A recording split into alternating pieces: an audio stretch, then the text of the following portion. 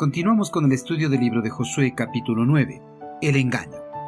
3 días después de hacer el trabajo, los israelitas se enteraron que esa gente en realidad vivía cerca. Como los líderes israelitas habían hecho un voto en el nombre del Señor, Dios de Israel, no atacaron a ninguna de las ciudades gabaonitas. Entonces el pueblo de Israel se quejó contra sus líderes por causa del tratado. Pero los líderes respondieron: dado que hicimos un juramento en presencia del Señor, Dios de Israel, no podemos tocarlos. El engaño y la mentira en la sociedad humana cada día van creciendo, ya que frecuentemente se puede escuchar en las noticias acerca de engaños y estafas de las cuales han sido víctimas las personas. Los estafadores utilizan diferentes artimañas y palabrerías para engatusar a sus víctimas. En el pasado, el pueblo hebreo fue víctima de un engaño, pues el pueblo de Gabaón astutamente hizo que los líderes israelitas firmaran un acuerdo de paz con ellos. Las noticias de los éxitos militares de Israel hicieron que todos los reyes de Canaán se unieran contra Josué e Israel.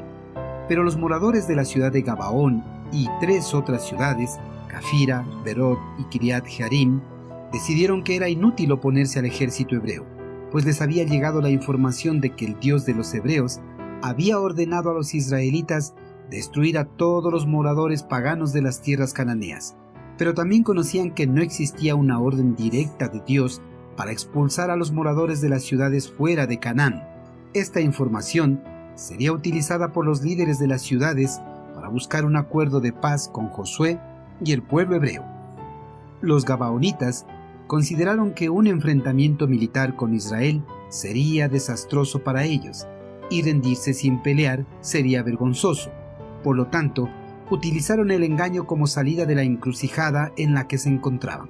Los líderes enviaron una comitiva a Israel, con provisiones de alimentos pasados y en mal estado, vestidos con ropas andrajosas y calzados desgastados, para que aparenten que habían realizado un largo viaje para llegar al campamento israelí.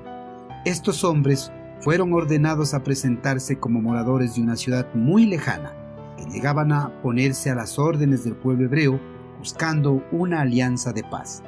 Ante esta treta de los gabaonitas, Josué y los líderes cayeron y acordaron firmar un tratado de paz, sin pensar que los visitantes eran moradores de una de las ciudades cananeas, a las cuales el eterno Creador había ordenado destruirlas y desterrar a sus habitantes.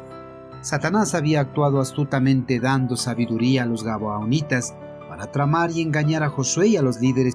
En la actualidad, Satanás sigue actuando astutamente.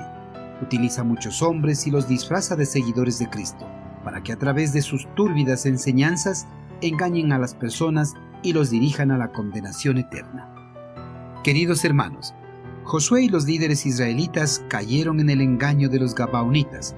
Cayeron porque no consultaron a Dios antes de firmar el tratado de paz.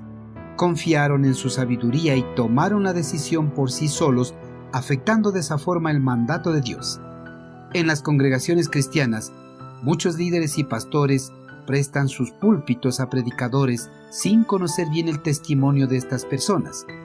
Peor aún, ni siquiera consultan a Dios para saber si en realidad son siervos aprobados por Él para ejercer el ministerio de la predicación.